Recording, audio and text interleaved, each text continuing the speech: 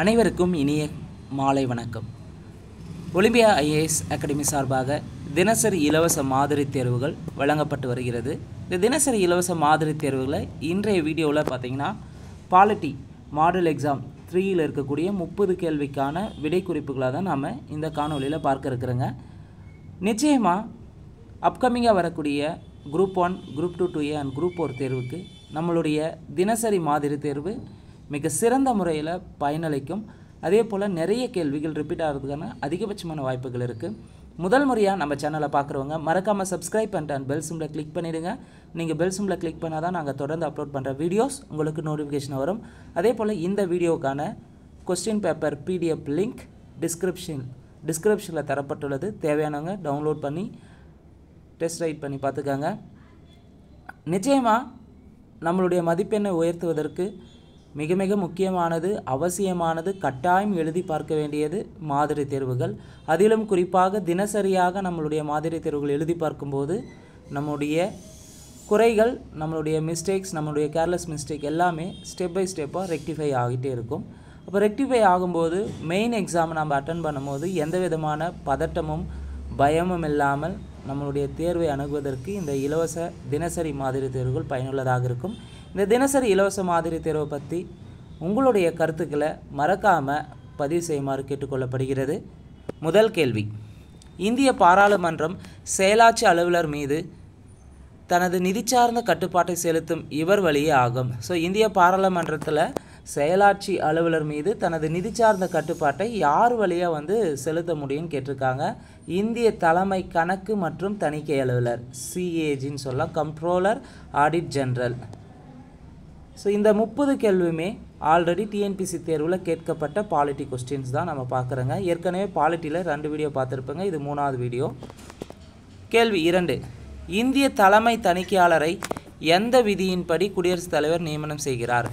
CAG பொறுத்தவரையும் article 148 படி தான் நியமிக்கிறாங்க. கேள்வி 3, கீழ்வரும் வாக்கியத்தை கருதுக.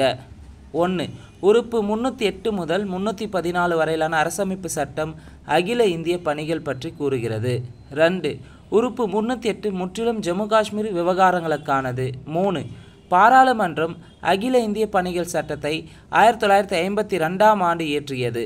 4, உறுப்பு 312 பாராளுமன்றத்திற்கு புதிய அகில இந்திய பணியை உருவாக்க அதிகாரம் அளிக்கிறது. சரியான விடையை தேர்ந்தெடுக்குன்னு கேட்டிருக்காங்க. 4 கூற்றில் எது சரினா 1, 4 மட்டும்தான் சரி. ஸோ அகில இந்திய பணிகளை பற்றி சொல்கிறது 308லிருந்து 314 வரை சொல்லும். 308 பார்த்திங்கன்னா முற்றிலும் ஜம்மு காஷ்மீர் விவகாரங்களுக்கான தந்திருக்காங்க, தவறு. பாராளுமன்றம் அகில இந்திய பணிகள் சட்டம் 52 இயற்றப்பட்டதுன்னா கிடையாது. உறுப்பு 312 பாராளுமன்றத்திற்கு புதிய அகில இந்திய பணி உருவாக்கும் அதிகாரம் அளிக்கிறது, சரி. சரியானது 1 மற்றும் 4 சரியாக இருக்குது. கேள்வி 4, அரசியல் சாசன விதி டேஸ் 73வது அரசியல் திருத்த சட்டத்தினால் அரசியலமைப்பில் சேர்க்கப்பட்டது. அரசியல் சாசன விதி 243B படி தான் 73வது அரசியல் திருத்த சட்டத்தினால் சேர்க்கப்பட்டது. என்ன விதி? 243B. கேள்வி 5, கீழ் வருபவர்களுள் யார் இலாகா இல்லாத மத்திய அமைச்சர் ஆகியவர்? கொஸ்டின் எப்படி கேட்டிருக்கான்னு பாருங்கள். ப்ரீவியஸ் கொஸ்டின் தான் TNPSC. யார் இலாகா இல்லாத மத்திய அமைச்சர் ஆகியவர்னு பார்த்தீங்கன்னா N. கோபாலசாமி ஐயங்கார். கேள்வி 6, நாடாளுமன்றத்தின் அதிகாரங்கள் தொடர்பாக பின் வருபவனற்றில் எவை சரியல்ல? நாடாளுமன்றத்தில் பார்த்திங்கன்னா நாடாளுமன்றம் மாநில சட்டமேலவை நீக்க முடியாதுன்னு தந்திருக்காங்க. இந்த கூற்று தவறு. நாடாளுமன்றம் மாநில சட்டமேலவை நீக்க முடியும்னு வந்திருக்கணும், தவறான கூற்றை தந்திருக்காங்க. அப்போது சரியானது சரி அல்லாதது எதுனா ஆப்ஷன் பாம்பே. மற்ற 3 ஆப்ஷனும் சரியாக இருக்குது. நாடாளுமன்றம் 3 விதமான அவசர நிலை பிரகடனத்தை அனுமதிக்கலாம், சரி. மாநிலங்களின் எல்லைகளை மாற்ற முடியும் நாடாளுமன்றத்தின் மூலமாக, சரி. ஒரு உயர்நீதிமன்றத்தை 2 அல்லது அதற்கு மேற்பட்ட மாநிலங்களுக்கு ஏற்படுத்தலாம், சரி.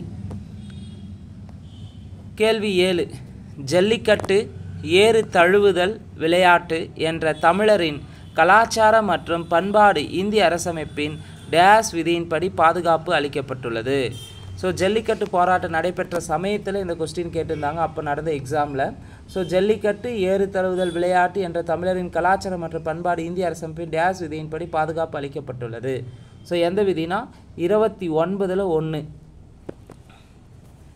கேள்வி 8. அரசமைப்பு நிர்ணய சபையின் பிராந்திய அரசியலமைப்பு கமிட்டியின் தலைவராக இருந்தவர் யார்?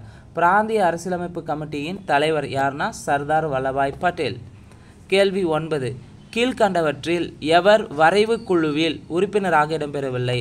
ஸோ டிராஃப்டிங் கமிட்டியிலேருந்து கேட்டிருக்காங்க. டிராஃப்டிங் கமிட்டினா 7 பேர் இருந்திருப்பாங்க. அதில் யார் இல்லைன்றது தெளிவாக தெரியணும். KM முன்சி இருந்திருப்பார், அல்லாடி கிருஷ்ணசாமி இருந்திருப்பார், கிருஷ்ணமாச்சாரி இருந்திருப்பார்.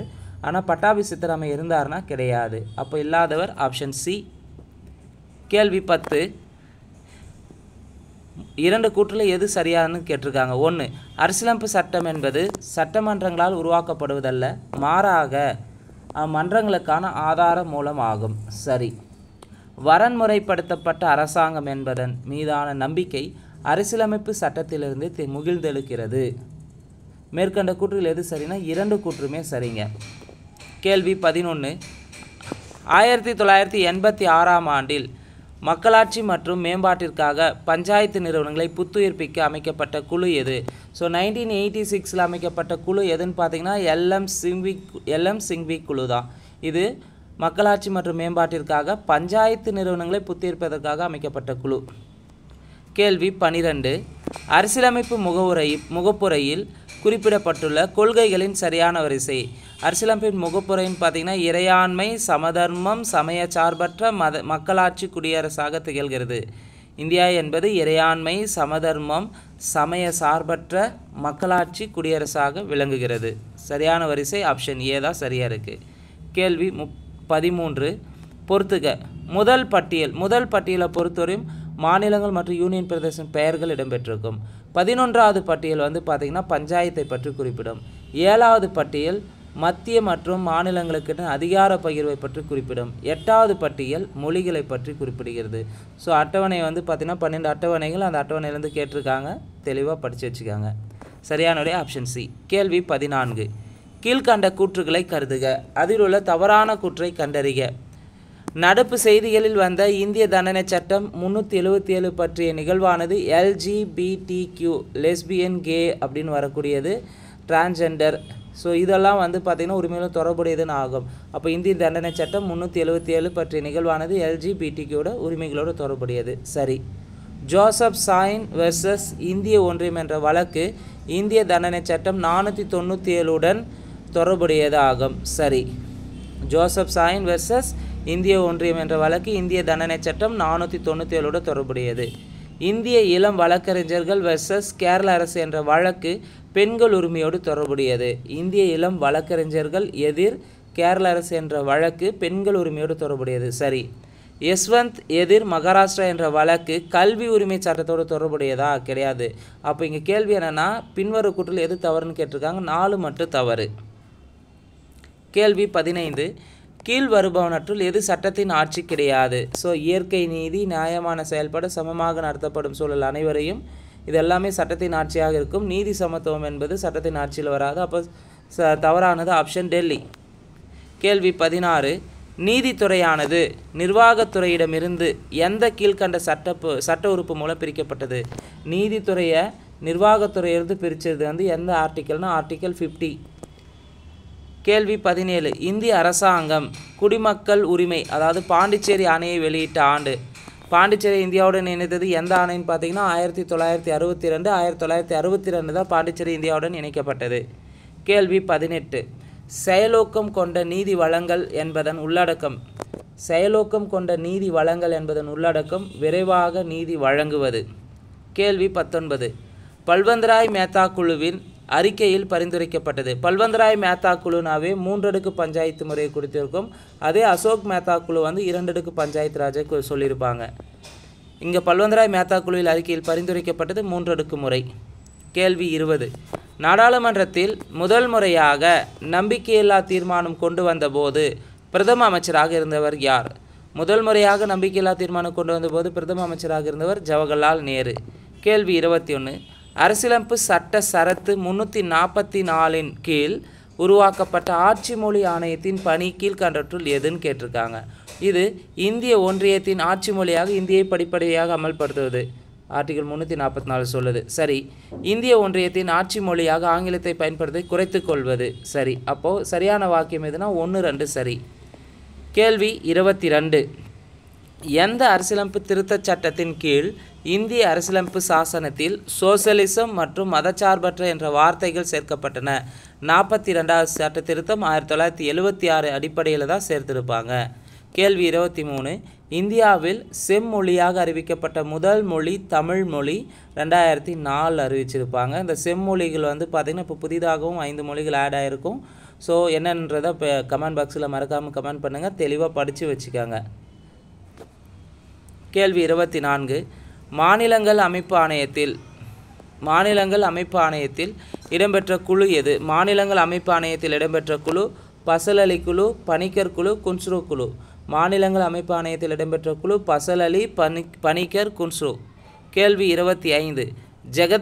ஜெகதீப் சிங் வெர்சஸ் ஹரியானா மாநில அரசு 2007 வழக்குடன் தொடர்புடையது எதுன்னு பார்த்தீங்கன்னா, உறுப்பினர்கள் எம்எல்ஏ எம்பிஸ் வந்து வெளியிலிருந்து ஆதரவு தருதல் தொடர்பான வழக்கு தான் Jagdeep Singh versus Haryana state government 2007 வழக்கு.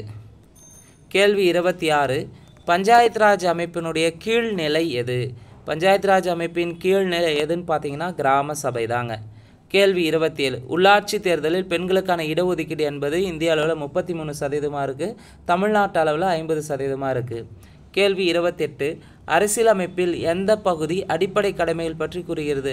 அடிப்படை கடமைகள்னாவே பார்ட் 4A, அடிப்படை கடமைகள் பார்ட் 4A வந்து குறிப்பிடுகிறது. கேள்வி 29. பொறுத்துக. சமத்துவ உரிமைனா ஆர்டிகல் 14 to 18. சுதந்திர உரிமை ஆர்டிகல் 19.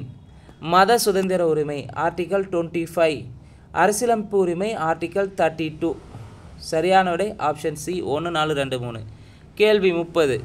தேசிய மனித உரிமை ஆணையத்தின் தலைவர் மற்றும் உறுப்பினர்கள் குடியரசுத் தலைவரால் நியமிக்கப்படும் வேளையில் டேஷ் பேர் கொண்ட குழு அவர்களை பரிந்துரை செய்யும். தேசிய மனித உரிமை ஆணையத்தினுடைய தலைவர் ப்ளஸ் உறுப்பினர்களை பார்த்திங்கன்னா குடியரசுத் தலைவர் தான் நியமிப்பார். அதற்கு 6 பேர் கொண்ட குழு தான் அவர்களை பரிந்துரை செய்யும். தேசிய மனித உரிமை ஆணையம் வந்து அமைக்கப்பட்ட ஆண்டு 1993 அக்டோபர் 12. அதே தமிழ்நாடு மாநில மனித உரிமை ஆணையம் அமைக்கப்பட்ட ஆண்டு 1997 ஏப்ரல் 17. தேசிய மனித உரிமை ஆணையத்தின் தற்போதைய தலைவர் யார் இருக்காங்க அப்படின்றத மறக்காமல் கமெண்ட் செக்ஷனில் கமெண்ட் பண்ணுங்கள். இந்த வீடியோவை பொறுத்தவரையும் பாலிட்டி ஏரியாவிலிருந்து 30 கேள்விக்கான விடை குறிப்புகளை முழுமையாக பார்த்துருப்பீங்க. இந்த வீடியோ வந்து உங்களுக்கு பயனுள்ளதாக இருந்திருந்தால் மறக்காமல் கமெண்ட் செக்ஷனில் உங்களுடைய கமெண்டையும் இந்த வீடியோவுக்கு ஒரு லைக்கையும் சப்ஸ்கிரைப் பண்ணிவிடுங்க. நன்றி, வணக்கம்.